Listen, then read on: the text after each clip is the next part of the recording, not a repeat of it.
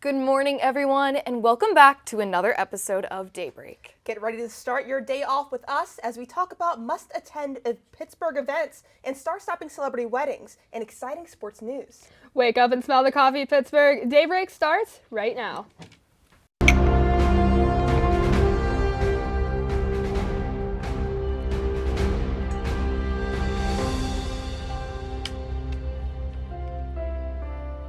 Pittsburgh's weather seems to be holding on to that summer feeling, with this week being in the consistent high 70s to low 80s. With some bright sunshine, the weekend will have clear blue skies, which is the perfect time to get outside and get some of that much-needed vitamin D. However, next week, the clouds will roll in with some unexpected showers. Temperatures will still remain in the low 70s with that fall chill in the morning. On Saturday, September 27th, the Pittsburgh Dragon Boat Festival held its annual race at North Park Lake. The first races began at 9:10, with the final race ending at 1:45. The Pittsburgh Dragon Boat Festival was created to, quote, showcase the sport of dragon boat racing and to support breast cancer survivors, end quote. As well as, quote, it is a celebration of dragon boat racing culture, community, and survivorship, end quote. Dragon boaters could sign up to create teams of 20 to 24 people, consisting of paddlers, a drummer, and a provided co-swain, better known as the steerer. Paddlers weren't just in it for the fun, however, as teams could compete to win awards and medals. On top of the races, the event held a lion dance, speakers from the Barco Oncology Institute, a survivor walk, a breast cancer survivor ceremony, and finally, the day ended with an awards ceremony for the Dragon Boat winners. In the Trona Heights, there's a space where you can call the perfect place to get your cat the help they need, especially for neglected or abandoned cats. Through the nonprofit Homeless Cat Management Team, the group's mission is to get these loving cats the wraparound service for their care. In this building, they get weighed, shaved, get their rabies vaccines, and get ready for any surgeries that they may need. After any medical procedures, the rescued cats are moved into fostering and then adoption. Margot Cece, the vice president of the nonprofit, said that this all started 25 years ago with a mission to trap, neuter, and return cats to communities. This is a passion that drives the work of a nonprofit to provide a full circle care for forgotten feline friends. I just think it's so sweet that we have a program like this for those homeless cats. I know. I love homeless cats. They're so cuddly. Even though, you have to stay away from them. Don't get me wrong, usually. But they're so sweet. Yeah. They just want love. I mean, multiple animal shelters, if they're not spayed and neuters, it can create actual problems. Yeah. So having these resources is definitely a help to the community, and not only to its cats. Well, it's so hard because sometimes people want, a pet, they want a dog or a cat, and they can't always afford that care. Yeah, and a program like exactly. this really ensures that they are able to. Of course. And moving on to the dragon boats. What's with that, Leslie? Honestly, though, it is a really good program. It's there to support breast cancer survivors and ultimately just create awareness while also having fun and celebrating with a super fun sport. And, it's just a good time. Everybody gets to go out on a boat, paddle around on a lake. I mean, with the warm weather we've been having, it sounds pretty nice to me. It's so nice. Especially with the warm weather. Yeah. Now, what position would you guys be on the boat, do you think? I'm the captain. I'm in The front. captain? Okay. Yeah. I don't remember what they are. Well, we've got a drummer, we've got paddlers, and then you could steer the boat. I think you paddler. proclaimed you're a I'm steering. You're I'm so steering? sorry. I'm I'll so be sorry. a paddler. paddler. Yeah. Okay, I'd probably paddle too. You don't want me guiding a boat.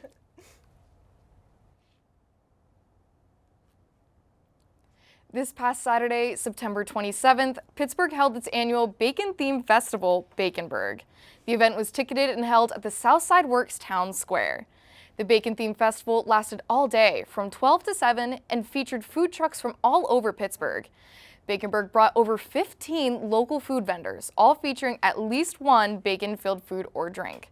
Some of the local food trucks included PGH Burgers, PGH Pierogi, and Rogue Barbecue. Just some of the bacon-themed foods available to guests were bacon burgers, bacon pierogies, and even bacon cupcakes. Now, on top of the plenty of good food there were also specialty cocktails, beer, and bourbon. Baconburg also featured live music performed by local bands, as well as plenty of local vendors guests could visit and shop through. The longtime community staple in Pittsburgh, Robert Holley's Company, Incorporated, celebrated their 113th year in business this weekend with an Under the Sea community event. The celebration including sales, free cooking class, live mermaids, and a cake cutting ceremony. The cake cutting was hosted by third-generation owners, Dan, Sam, and Jim Woolley, the 3 generations of original owner Robert L. Woolley. The company throws an anniversary celebration every year to honor their customers and look towards the future of great meals and, quote, plenty of fish, according to Dan Woolley. So I actually had the opportunity to go to the Woolies event. It was fantastic. I mean, the live mermaid, they had an entire tank out front of the company where a mermaid was swimming around and taking pictures with kids and everything. And the cake cutting ceremony was very sentimental, as some of the owners did express to me that they were having some sort of problems with, I mean, every business is having problems right now with their production and everything. They're just hoping to keep it in the family, continue the generations, their nieces and nephews to take over the business once they retire out, and they're all retirement age. Well, and I think the Pittsburgh community is really welcoming like that. I mean, they're a staple. It's 3 generations here. Yes. I don't think Pittsburgh or the Strip District is going to let a business like that just go out of business. No. Yes. There were many attendees. They did express to me like they've been going there for years. Even one of the women that did the cooking class for free that morning, she said, one of my first memories were going to the store on Sunday for after church dinner. So they would get their supplies there. And now she has the opportunity to run a cooking class at the establishment. Fun. I think it's a full circle moment for a lot of the people that did come. And Baconsburg. Baconsburg, yeah. Another fun event. Maybe not with live mermaids. Not with live mermaids. There was experience. a lot of bacon though. Plenty of food trucks. I mean, did any of you guys go? I did not. I did not have the time to go, but how do you feel about a bacon cupcake? Sounds delicious. The thing is, there's a delicacy in my hometown. It's a maple bacon donut. Okay. It's so good. You would never think it'd be good. I can wrap my head around it. I don't know about cupcake, but like the donut is so delicious. If they caramelize the bacon and put it on top of the cupcake, I'm fully I mean, in. I would definitely go all out for the bacon pierogies. Love a pierogi in general. I mean, I love homemade. Can't really go pierogies. wrong. Bacon on top. What more can you ask for? What's the It's problem? bacon. Exactly. Yeah, another event for the community here, I think. And October has a bunch of them. Yes. I mean, just look on the website, look on downtown Pittsburgh. There are going to be so many events just like this. This past weekend, the Pittsburgh Steelers traveled across the river to Dublin to play a Week 4 international game against the Minnesota Vikings. Many people might see this as a game, but for the Steelers, it's part of their origin story. The Steelers owners, the Rooney family, whose ancestors are from a town in North Ireland, emigrated to the United States in the 1840s. Descendants of Art Rooney, who founded the team in 1933, still have close links to their heritage. Rooney's son Daniel would become the Steelers' co-chairman, and he co-founded Newry Pittsburgh Partnership in 1990 to boost educational exchanges and businesses. With pubs all across the country in black and gold to even a Permani's pop-up right by the stadium, the Emerald Isle was truly bleeding black and gold. Dublin was friendly but lively over the weekend, ending with the Steelers pulling out a win. Oktoberfest season is upon us, and Pittsburghers are embracing the culture with various festivals throughout the neighborhoods. Some of these areas couldn't wait for October and hosted their festivals this September. Penn Brewery in Northside rolled out their festivities the last 2 weekends of September. The brewery featured a special Oktoberfest menu of German foods, live music, and of course beer. On the same weekends as Penn Brewery, Hofbräuhaus in the Southside Flats had an Oktoberfest special, including a roasted chicken and German potato salad. Canonsburg Oktoberfest between September 19th to 21st took a family-friendly route with carnival games, rides, and food court. If you couldn't make it to these locations, you're in luck, as the downtown Oktoberfest will be held October 2nd to 12th in a new location, Fort Duquesne Boulevard between Stanwix and 7th Streets and on the Roberto Clemente Bridge. So, Steelers were in Ireland. How big is that? It's a lot bigger than you would think. The Steelers really have a really big fan base in Ireland. Even if you go in the off-season, there's like 4 pubs who are decked out in Steelers gear every single season, even in the off-season. Their reach is impeccable. Yeah, I know. It's for being a team that sucks most of the time. I will say that I'm a grown Steelers fan, but they suck most of the time. Yeah. How they have that, I don't know. Well, and I feel like maybe I'm wrong here. I don't know too much about sports, but I feel like not too many other NFL teams are very global or really. There's not a No. lot of other countries that really are like, oh yeah, go Vikings They or whoever. recently, the past couple of years, started going international games. Like the NFL has an Australia game next year. Like they're starting, but it's not like Ireland. I think this is the Like- perfect move for the NFL as the NFL draft in 2026 is coming here in Pittsburgh. Yes. So what better way Yes. to promote the Steelers and the idea of Pittsburgh than to go internationally? Exactly. Maybe some of people living in Ireland will come over for the draft. Who knows? That'd be If they're awesome. that dedicated. I'll meet some Irish people. As a Raven fan, this hurts my heart. I'm sorry. I need these players to stop getting injured. Stop getting injured, please, please, please. But speaking of totally different topic, Oktoberfest is coming. I'm very excited for Oktoberfest. I went for the first time last year. I did try some beers, and they were really good. I think I remember visiting last year as well, and they had like a big keg that they like tapped on a big main stage or something. We might have been together for that. I don't remember.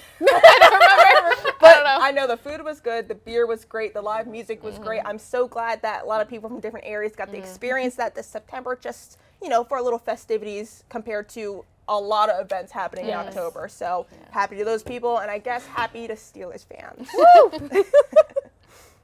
Now it's time for Sideline Slice with Jake Bell and special guests that will be joining us in the studio. But first, a quick break. Stay tuned.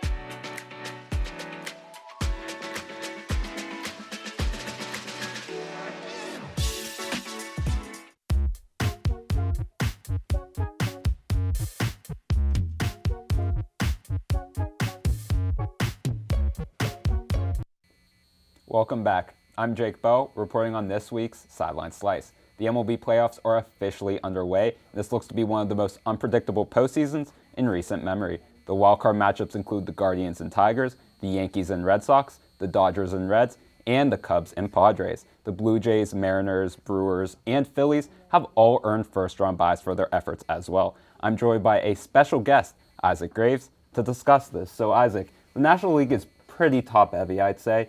What team do you feel is going to represent the NL in the World Series? The NL, every team generally is so competitive. I think there's so much talent on all of these teams, but for me, I think this is the time for the Phillies to move on. I know that sounds like, I'm a Yinzer at heart, but I think it's time for the Phillies to get it done. I honestly agree with you. That's my pick as well. It's just Bryce Harper, he's hungry for a World Series. The Nationals won it all the year after he was gone. Right. So he's hungry for one. And I think the pitching staff will still prevail, even with the injury with Zach Wheeler. So I agree with you on that. Yeah. As for the American League, they're, I'd say, more balanced than the National League. They have a lot more, I guess, similar records between the 1 seed and the last seed. Who do you have representing the American League? Yeah, I think the AL is super wide open. I think really any team in the American League could come out of nowhere, make a really big statement, and find their way to the World Series. For me, it's really hard to bet against the Seattle Mariners because of how Cal Raleigh is doing. I wouldn't be surprised if that translates over to the playoffs. Obviously, the Mariners are on bye, so we haven't seen them play yet. But I think that could translate really, really well. I think the Detroit Tigers, we'll see how tomorrow goes. Obviously, they just lost pretty handily to the Cleveland Guardians, so we'll see how that goes. But I think they could make it. Guardians, of course, as well. Yeah, but I'm going to go Seattle Mariners for my pick. Honestly, that's a good pick. I mean, you have Kyle Raleigh, who is just playing out of his mind right now at the catcher position. He's really impacted that team. He's made the pitching staff better. And honestly, if he doesn't have the season he's having, I don't think they make the playoffs, let alone win the first division title since 2001. Right. So I think that's pretty impressive. But to end our segment, who do you think is going to win it all?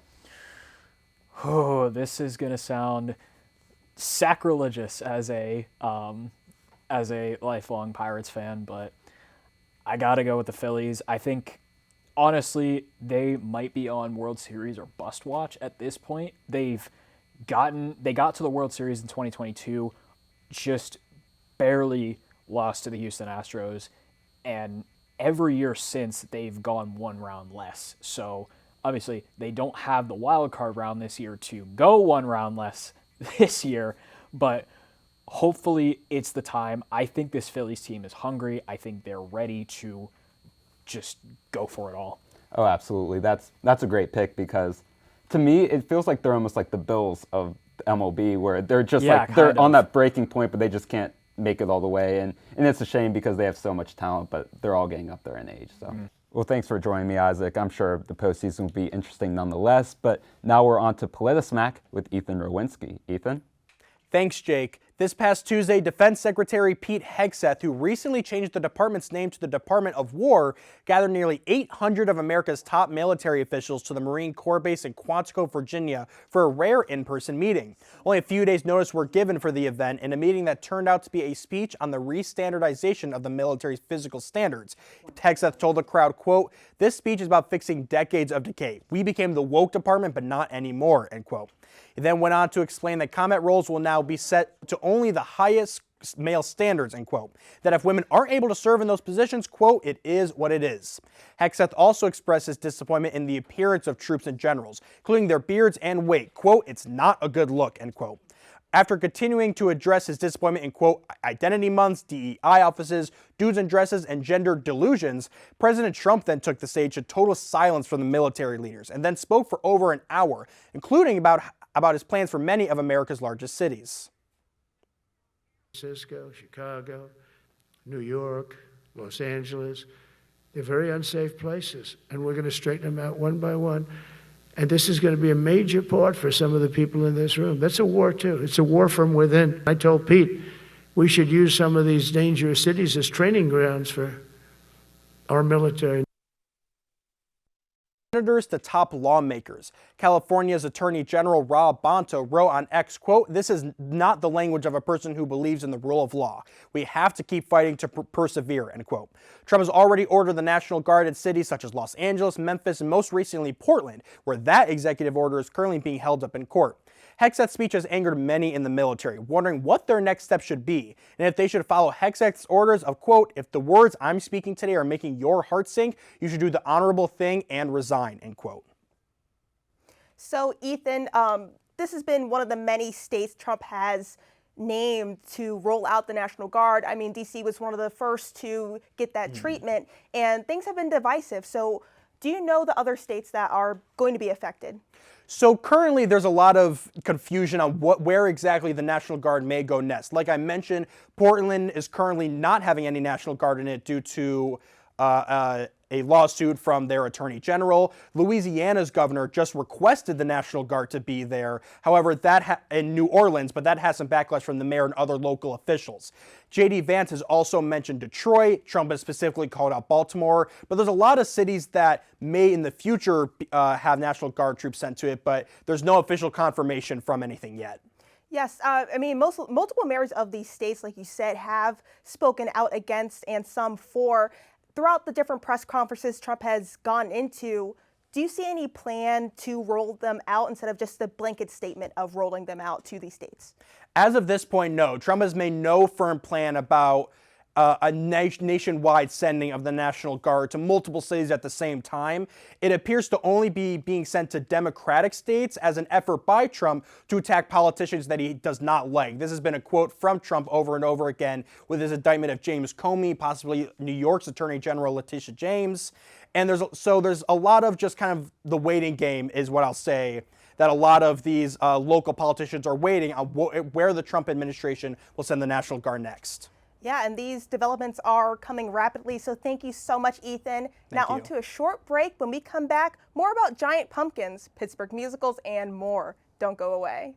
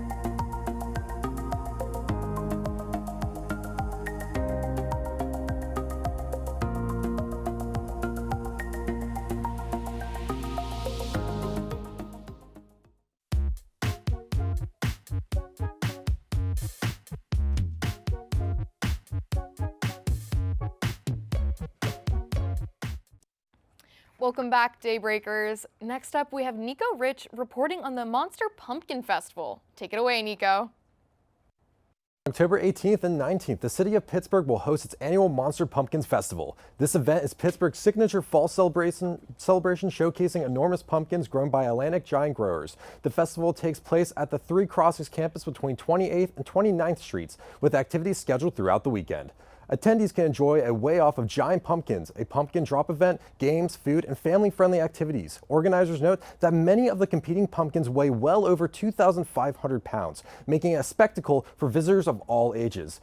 The event aims to draw large crowds to the Strip District to celebrate the fall season and the incredible size of these record-breaking grounds. Additional activities include a costume caper 5K run and walk, Eat the Pumpkin contest, and pumpkin-themed art display areas throughout the festival. The Monster Pumpkin Festival is free and open to the public and promising fun and entertainment for everyone.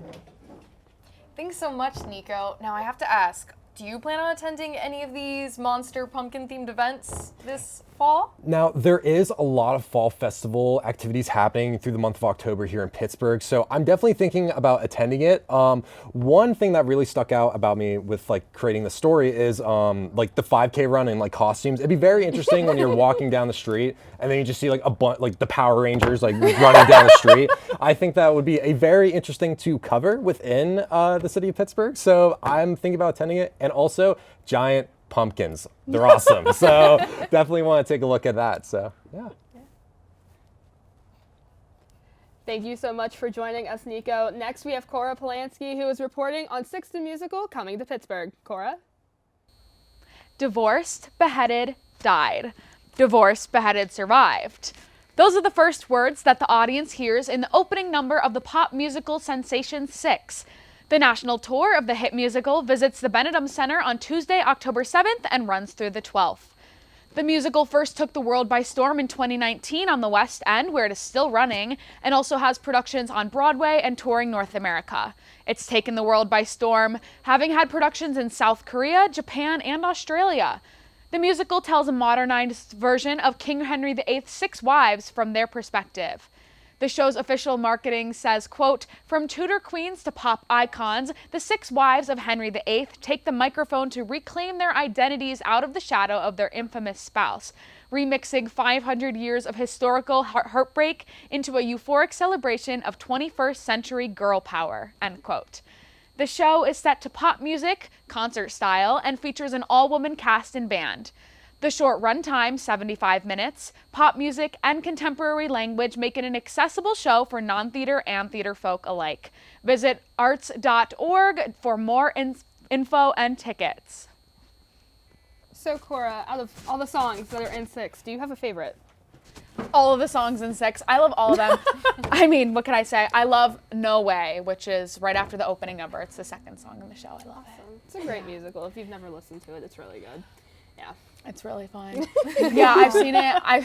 Yeah, it's a great time. Like I said, it's really good for like non-theater people. So if you have any friends that like aren't really into that, or if you're not, it's very accessible. It's a good like gateway show into theater. Yeah, I heard it say concert-like. Yeah, it's concert style. So it's just these 6 girls like singing their songs on stage and like kind of interacting and ad-libbing with, not ad-libbing, but it feels like ad-libbing their lines. So. Well, and it's really cool because I know you mentioned that it's an all-female cast and orchestra. Yeah, it's really cool. The creators created it to kind of empower women. So the band sits on stage in the back too, and it's all women as well. So yeah, there's very much that vibe of girl power in the show. So We love to see it. yeah, for sure. Thank you, Cora. Now we have Aiden Wynn reporting on Selena Gomez and Benny Blanco's wedding. Aiden? It's finally happened. Selena Gomez and Benny Blanco got married on September 27th. The two posting a few of their wedding photos on Instagram, showing Selena Gomez wearing a custom Ralph Lauren dress and Benny Blanco wearing a black Ralph Lauren tuxedo. The two first met in 2008 when Selena was 16. Then they announced their relationship in December 2023. Their bond only got stronger from there, and now the two are ready to start their new journey together. Selena says, quote, "He is my best friend, and I have never been loved this way before," end quote. This wedding was full of friendship, family, and most of all, love. Wishing you nothing but the best for you and your futures here on Daybreak. Now, Aiden, there has been a lot of controversy surrounding this relationship.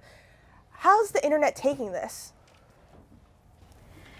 Yeah, so I mean, I think everybody's really happy for her. You know, she's been through so many relationships with like Justin Bieber and everything, and she really just wants to move past it. And, you know, I think a lot of people, especially like Taylor Swift was there, Ed Sheeran was there, Paul Rudd was there. I think everybody's just really wanting to support her for this new beginning, and she's ready to move on. Yeah, I'm very glad that she has the support. I mean, for the past couple months, even into the summer, she's been getting kind of dragged online with the whole Hailey Bieber and Justin Bieber situation. She's kind of been pulled into that. And with she's had many unfortunate moments throughout these couple years, and it's nice to see her relishing in the happiness despite the criticism that could have came. I know we're probably gonna have to wait a couple days to see fully what the criticism is, but for now, I'm glad they're happy despite some of these comments. Yeah, I mean, I just remember like watching Selena Gomez when I was a kid, and then watching her go through all that struggle with Justin Bieber and Hailey, and it's just a lot, and I don't think she deserves that. She's such a good person, and I'm so happy she has someone like Benny to be her rock and just to care about her and, you know, really just be her support. She always called him her supporter, biggest supporter, and so I think this is going to be a great new thing for them. Exactly. Her marriage, and her new show on Wizard Lily Place, that spinoff. So she's honestly rocking it right now. Yeah, she's got it going. Well, that certainly is something, Aiden. It's time for another quick break, but don't go anywhere because next up is Daybreak Hotline. We'll be back in just a moment.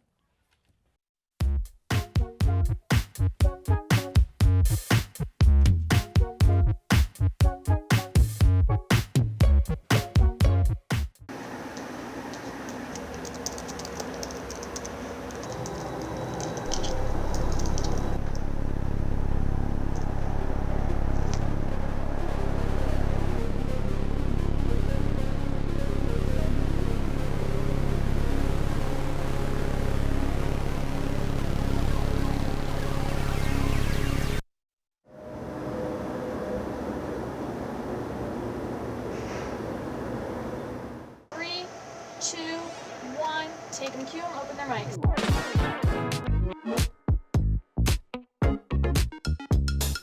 Today marked the 1-year anniversary of the Pittsburgh Post-Gazette strike. Point Park University just hosted a campus-wide meeting. Plans for the rapid transit bus line are not set to conclude until 2025.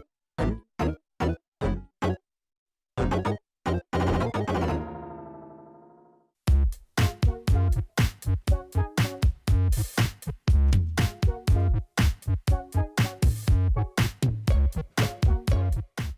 ring, ring. It's time for Daybreak Hotline.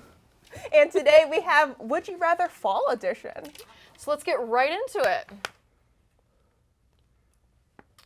First question. Would you rather have hot cider or a cider slushie? A cider slushie? I've never even heard of that. Okay, I have strong opinions, actually. Okay. I do. I love a slushie. I love summertime. However, I had this apple cider wine at one of the festivals here in downtown, and it was fantastic. I mean, it changed my life. We're coming up on Christmas. Me and Leslie actually are going to have Thanksgiving festivities together with our friends, and I proposed hot apple cider wine. So yes, I'm choosing that. Hot cider. Good. I think I'm gonna have to go with hot cider too. Hot cider? I don't know. I'm not a big slushy person. I'm gonna have to go with hot cider as well. Second question, would you rather go apple picking or to a pumpkin patch?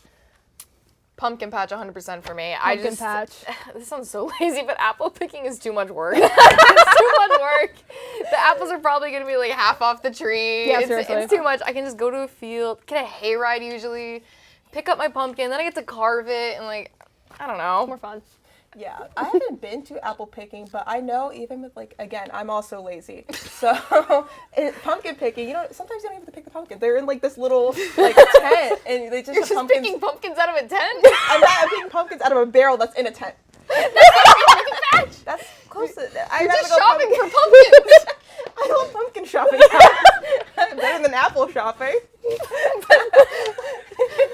Okay.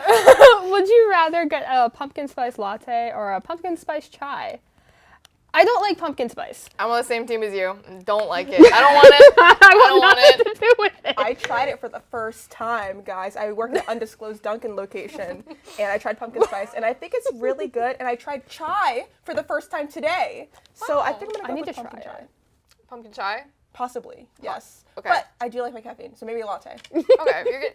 Caffeine. Yeah, you're gonna have to report to work for us on that one. Yeah, I'll Tell call in us how from it is. Dunkin'. Yeah. Ring, ring, ring. Ring, This ring, is in. Call in one, you're here at Dunkin'. You're here to report to you how many people buy pumpkin latte. Okay. Would you rather wear a cozy sweater or fuzzy socks all season long? Moment of silence. Just think it through. Really important question. I know what my answer is. Okay. I think I know what mine is. I know what mine is. Okay, ready? Cozy sweater, raise your hands. Socks, raise your hands.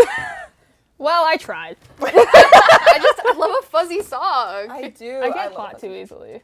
No, I'm cold. I'm cold 100%. Well, there you Cold go. all the time. I'm sorry, TMI to these folks. My feet, I cold sweat, so I wear fuzzy socks throughout the entire season. So might as well keep it going during the fall. Sweaters can sometimes be itchy, and I don't like that. That's your problem. So yeah, that's the end of my statement. I think you just don't want a wool sweater. It's itchy. You need It's cotton. I feel like I don't like how sweaters look on me. I'm sorry. I like the summertime where I can wear nice little t-shirts, nice little tank tops. Well, this said all season long, not all year long. I know, but I don't like the sweater. I don't like how it looks on me. All right, yeah. Any lasting comments? This is No, really I think we ending on covered a lot. We learned a lot about calling I out. hope the audience learned a lot too. That brings an end to another episode of Daybreak. If you want to see more, you can watch our episodes on our YouTube channel, UVIEW Television, or follow us on our Instagram at Daybreak PPU. From all of us at Daybreak, thank you for watching. I'm Becca. I'm Leslie. And I'm Kalyan. We'll see you next week, Daybreak.